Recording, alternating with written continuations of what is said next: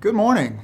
Today I want to give you some unsolicited relationship advice. This is coming from a non-expert as I'm sitting here on Monday morning thinking about this past weekend. Why am I about to dump all of my baggage on you guys right now? I think the reason why I'm going to share some of these stories about this past weekend is because I believe in love and I believe in relationships, I believe in connection, and I really think that they are among the most important things we have as human beings, as souls, whatever you want to call us. And so this particular Monday morning, I find myself reflecting back at me losing my temper and wondering why. Why did I lose my temper this weekend?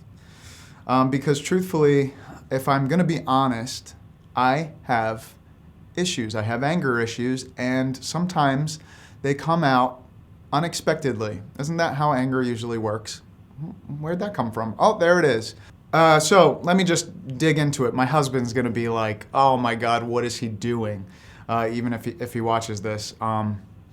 Let me also start, before digging into my issues, by saying I'm very happy. I'm happy in my relationship. I'm happy pretty in general in my life. So I think that's a good place to start with before I start, telling you all this stuff. And I think it's important to reflect on what we have and where we can be better and where we are weaker. And so that's kind of what I'm finding myself doing this morning. Where am I strong? Where am I weak? Where is there room for growth? And what kind of growth did I experience over the weekend, even through my failures? And what I'm thinking about is that I can be a better communicator. I need to be a better communicator, to be a healthy communicator. And that's probably where I'm sometimes very weak in my relationship. And I've had several relationships over the past 15 years to practice. And practice is good, but I find that practice doesn't necessarily always make perfect. So I've had a lot of experience and I've done a lot of introspection on what works for me. And I think that if you're out there and you're in a relationship or you want a relationship or you want anything in life, it requires introspection and honesty with yourself. So today I'm finding myself being honest about the fact that I need to be a healthier communicator. And it requires being adaptable to each moment and each situation. And what do I mean by that? What I mean by being adaptable, I think, keep in mind this is coming from a non-expert, but I'm finding that what we do oftentimes in our lives, particularly in relationships, is we buy into the story of what our relationship is. So here's a classic example for me that happens time and time again. I go to do the laundry on a weekday, and there I am doing the laundry, and it starts as just a simple act. I need to do the laundry, so I'm going to do the laundry. Then suddenly a little voice in the back of my head says, you did the laundry last week, and you did the laundry the week before. And before you know it, that story snowballs out of control into that bitch that I'm with is so ungrateful. He's got it so lucky. Oh my God. And what I find myself doing is trying to talk myself off that ledge of being so unhappy and angry while simply doing the laundry. And that's embarrassing to admit, but it's true that, sometimes these stories get out of control. Now, before I continue, I don't want you to think every Wednesday my husband comes home and I'm popping off going, I did the effing laundry. What I'm doing is I'm being vulnerable with you guys and I'm just being honest about that is the story that I have to walk myself down from oftentimes, and that's what happens, I think, to all of us. We're not even being present sometimes in our life because our stories get out of control, but we have to wake up and say, wait, that is the story. And so sometimes I'm trying to learn when to acknowledge that it's a story and when to acknowledge that I need to speak up and say something. So sometimes I think I've learned to try to keep peace in my relationship with myself, with my husband, with my friends, by trying to just do the work inside myself and not express this anger or these feelings that I have about, oh, I'm frustrated, I'm doing the laundry, I'm cleaning the apartment all the time, I feel like I'm contributing a lot and maybe you're not doing as much. And so I try to keep the peace and not say anything. Well, on the one hand, keeping peace is good, but I think back to this idea of balance, we have to learn just that, when to speak up and when not to speak up, and what the balance is. So this weekend, that was a long introduction to tell you. This weekend, my husband decided he was going to have a relaxing weekend and he didn't want to go out. And I got a text message from friends on Saturday, and I felt like I have all this energy. I'd like to go out. So he was lovely, and he said, "Yeah, go out, go have fun. I'm going to just relax." So I went out, had a lot of drinks, got home late on a Sunday. And I woke up in the morning. We had to go to visit my aunt whose birthday was last week. She just turned 82.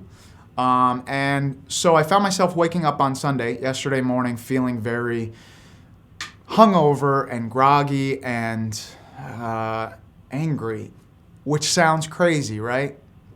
But I had asked my husband to get up with me so that we could have coffee in the park for a half hour, and he was too tired.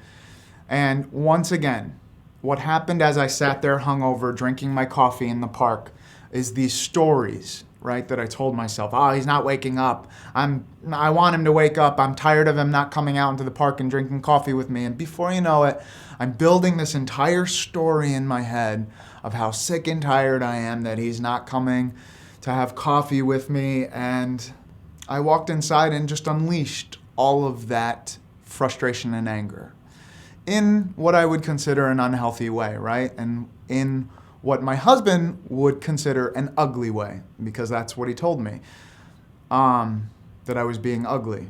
And there is some truth to that. And I find myself this morning feeling embarrassed and feeling like I could have done a better job communicating, but also not beating myself up. And I think that's important. I've learned that I can be super critical of myself and of other people. And if you're out there and that resonates to you or you relate to that, then I want to tell you something that I'm trying to learn that is helpful is we have to be less critical of ourselves and other people. And so, yes, I lost my temper. And sometimes being in a relationship, it does get ugly. And what I've learned is there is no roadmap and there is no perfect way of how to explain your heart and your feelings and your fears. There's no perfect way. You can only do your best. And it starts with being introspective and being honest with yourself, checking in with yourself, and owning your own baggage. I find oftentimes in a relationship, my problem is me. It's not even the other person. It's not the laundry. It's me. It's the stories. It's the voice. And I say that with gentleness and with love and compassion for myself. And you have to have that because it's hard work. You know, like being in a relationship sometimes, and I'm sorry, this isn't meant to be preachy. It's meant to be honest. Being in a relationship requires work. And I know that it's overused, it's oversaid, but the work is worth it. And the work is what I think makes it worthwhile. And I've done a lot of practice, and I found someone who compliments me in a very different way from what I'm used to. It's someone who does not want to engage in that arguing, who actually literally closes the door on me when I start to argue. And I don't argue often because I'm trying my best to be at peace with myself and things and life. It's much better to be at peace and to also be responsible for your own peace. That's empowering. That's something I'm also learning. But relationships are work. And it starts with doing the work inside of ourselves. So I blew up yesterday morning, and we kind of got to an understanding. And underneath all of my anger and Blue trying to basically, by his actions, say, I'm not listening to you unless you calm down. Underneath all that, there was love and there was fear. What I'm trying to be gentle with myself about is that it's okay that I was vulnerable and ugly because there was something weighing on my heart. And yes, it was a story, but that's the risk you take, I think, in relationships. You risk being vulnerable, you risk being ugly. And if you're lucky and you find someone really worthwhile, you have trust that they're not going to hold on to your ugliness, that they're going to find a way to listen and understand where you're coming from and move forward. And I think for me, that was a missing piece, that understanding that I can't be perfect all the time and I can't do all of this emotional work by myself and, constantly take care of certain things and not communicate when I'm frustrated. You know what I mean? And I've been in a relationship before where the person wanted me always at every moment. If I'm upset, I need to communicate and say it. And I found myself thinking that's not, for me, the right way to go about it. Like, I don't want to just always be nagging constantly. And for me, this weekend was, yes, it feels like a misstep. It feels like a temper tantrum, which it was, but it's all part of this relationship and it's part of me and what I'm learning and growing. And I am lucky that I have someone that's with me and listening and participating and saying it's okay to be vulnerable, it's okay to express yourself, and I have trust and faith that we will move forward and be better. And so I feel lucky. I feel grateful that I have a safe place, a safe person to show all these different personality traits that I have. And I hope if you're in a relationship, you find that in yourself and in someone else. The ability to be vulnerable and the ability to have faith that someone is going to love you for all of these personality traits, all of these things that you're going through, and that it's going to be okay and that you can move forward together and grow together. And to be okay with the fact that it's not this perfect puzzle that just fits beautifully together, but it's messy sometimes. And that's okay. And so that's kind of what I'm feeling this Monday morning. That it's sometimes okay to be messy in love, to be gentle in love, to have trust, to have faith that you can move forward and you can be adaptable and you can be better. So here's to us all learning from our experiences and being responsible for how our own actions affect the outcomes of every situation.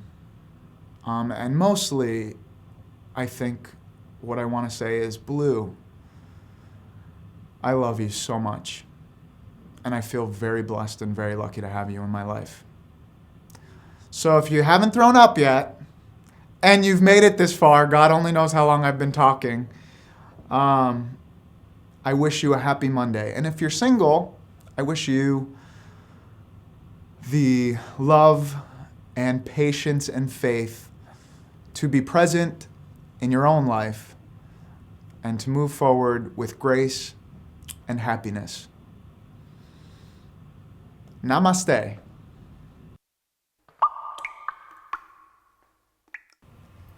Oh hey, thanks for watching. If you feel so inclined, go ahead and subscribe to my channel. Also, you can watch some other videos that I've made over here, I think. Cheers.